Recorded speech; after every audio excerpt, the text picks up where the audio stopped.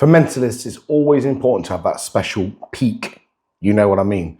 But no one wants to spend loads of money on really expensive utilities. So here's a couple of ways that you can get peaks without spending insane amounts of money.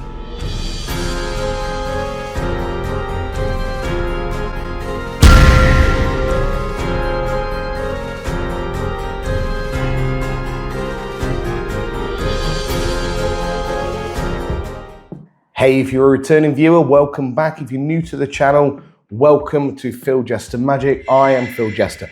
Today I'm going to be showing you two different types of peak that doesn't use utilities as such. Now, I'm not saying don't go out and buy the next big peak wallet or the next big printer or impression pad or anything like that. All I'm saying is there are more ways to do this. Okay, I'm going to show you two ways today using materials that you should be able to acquire quite easily. So the first one, and this one is quite popular amongst mentalists, is the center tear.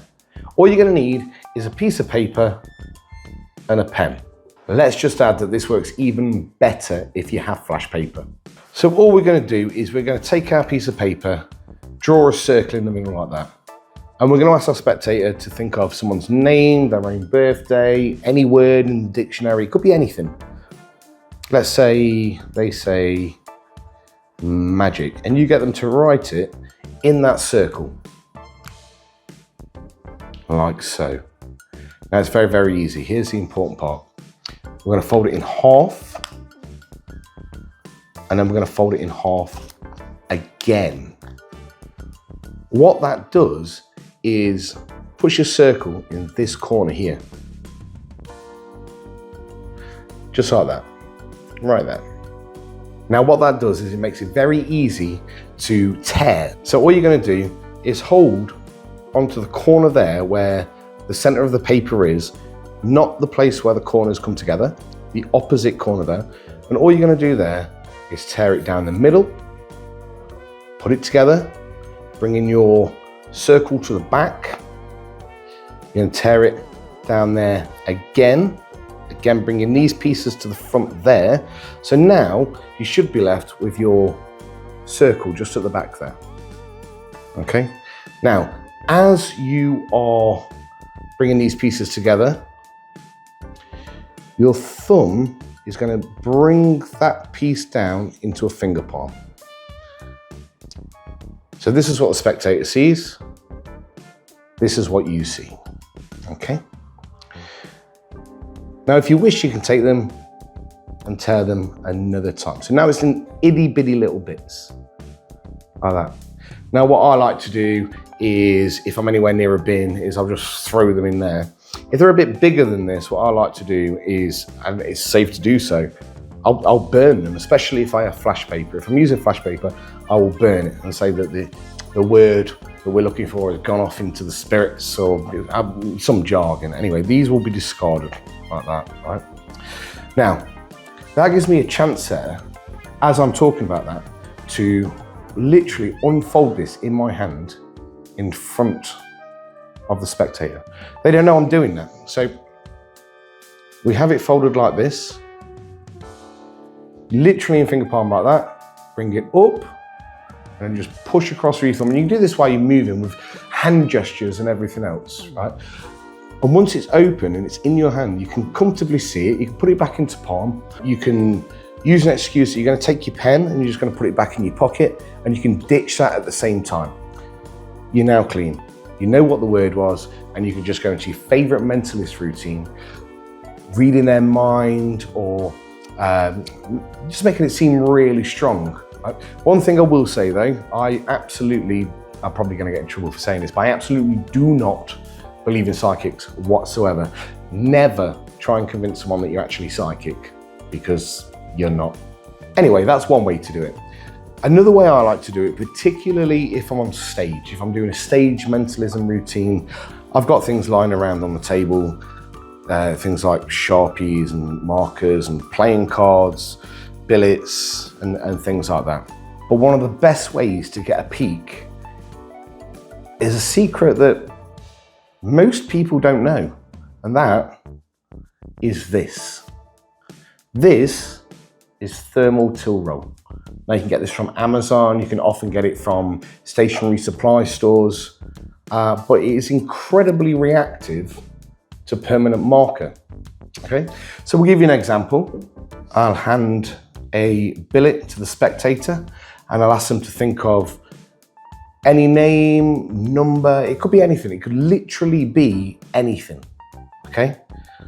Now what they're gonna do is they're gonna write it down.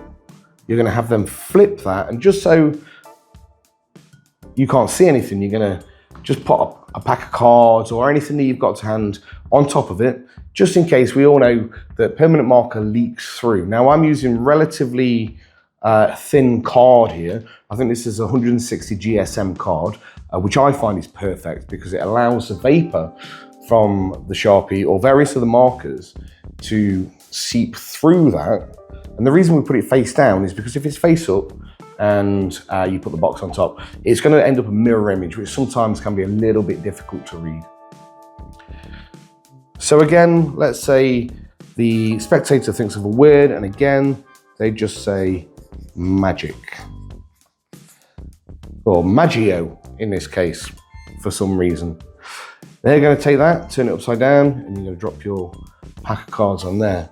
And then you're going to explain to them how this works, or whichever pattern it is that you use to try and divinate your information, the thing that you want to find out. And what I tend to do is actually just go ahead, just take it and just pop it in your pocket, right? And as they pick that up, they've got rid of that now, they've put it in their pocket. That has been burnt into, I don't know how well you can see that. That has been burnt into the thermal paper. So all I've done is I've double sticky taped a bit of thermal paper, making sure that the outside is facing outwards. So the outer part of the roll here, that's the thermal reactive side. This side here is pointing outwards. Once that goes down, the vapor from the Sharpie will go through the card and burn its image onto there.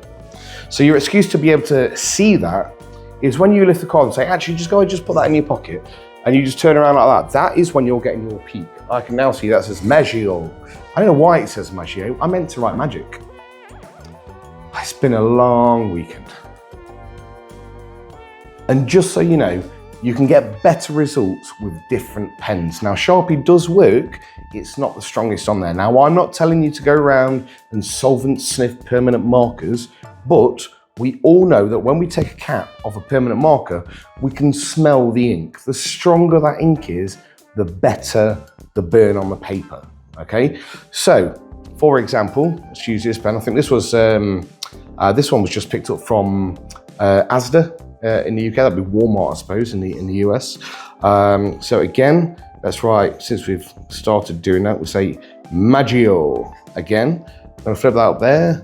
Just take a piece of this. Obviously you wouldn't do that. They'd be attached to something, okay?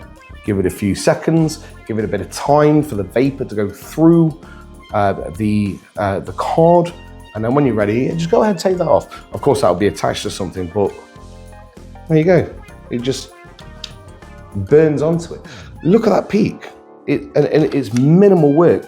Like I say, I like to put it on the back of a pack of playing cards, because if I'm doing a show, a stage show in particular, I wouldn't necessarily do this for walk around, because it's a hell of a lot of reset if you want to do that. But unless you get multiple ones set up with multiple decks and things, but then you don't want to be carrying all that stuff around with you.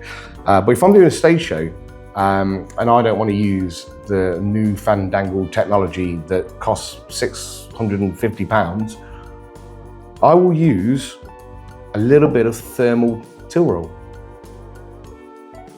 It's as simple as that. Little known secret, that. Well, I hope you learned something from that. That's great. But while we're here, we're going to do a very, very quick Blackpool update. Chris Angel is no longer attending this year, but he does promise to be there next year. Now, I'm not sure, but I'm sure he said that last year as well. But we'll see. We'll see. It could happen next year, 2027. A bit of a while to wait yet. And also, Blackpool have started to put out what is going to be on what day. So make sure, if you're not following them on Facebook, everything's going out there. And also, it's not going to be too long.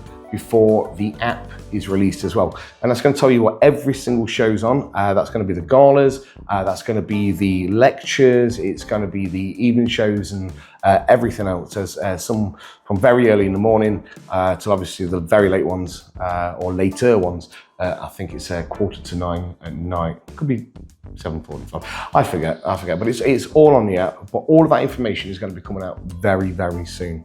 Once again, thank you so much for coming and checking this out. This is more for the newer mentalist rather than the seasoned Oz Perlmans and such out there. But that's just 2 ways that you can get a peek without your spectators suspecting a thing. We'll see you next time. See ya.